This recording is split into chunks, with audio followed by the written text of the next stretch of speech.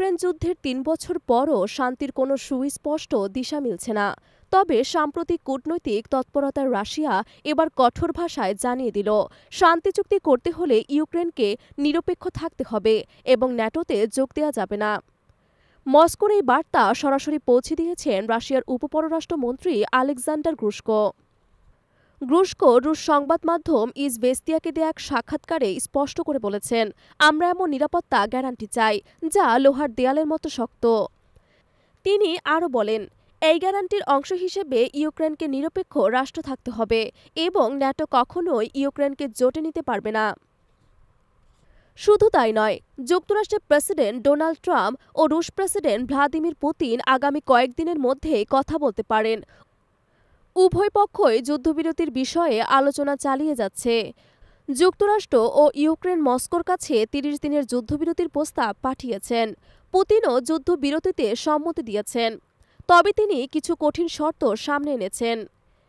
এখন প্রশ্ন উঠেছে, রাশিয়ার পশ্চিমাঞ্চলের কুস্কোর অঞ্চল নিয়ে কি হবে?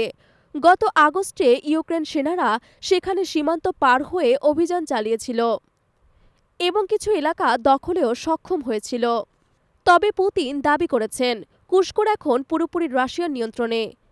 তিনি বলেন, ওই অঞ্চলে থাকা ইউক্রেনীয় বাহিনী সম্পূর্ণভাবে বিচ্ছিন্ন হয়ে পড়েছেন। পুতিন আরও জানিয়েছেন, সীমান্তে কিভাবে যুদ্ধবিরতি পর্যবেক্ষণ করা হবে তা নিয়েও অনেক প্রশ্ন আছে।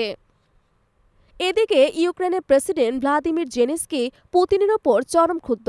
তিনি বলেন, রাশিয়া ইচ্ছাকৃতভাবে কূটনৈতিক প্রচেষ্টা ব্যর্থ করার চেষ্টা করছে। ডোনাল্ড ট্রাম্প এর আগেই নির্বাচনী প্রচারে বারবার বলেছেন, আমি ক্ষমতায় এসে কয়েকদিনের মধ্যে ইউক্রেন যুদ্ধ বন্ধ করব।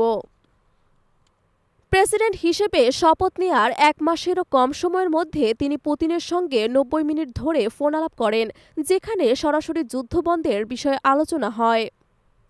এই আলোচনার সবচেয়ে বড় প্রশ্ন, রাশিয়া এখন ইউক্রেনের প্রায় ১/৫ ভূখণ্ড নিয়ন্ত্রণ করছে।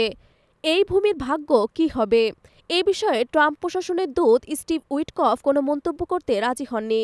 রাশিয়ার শর্তগুলো স্পষ্ট, ইউক্রেন ন্যাটোতে গেলে শান্তি চুক্তি সম্ভব নয়।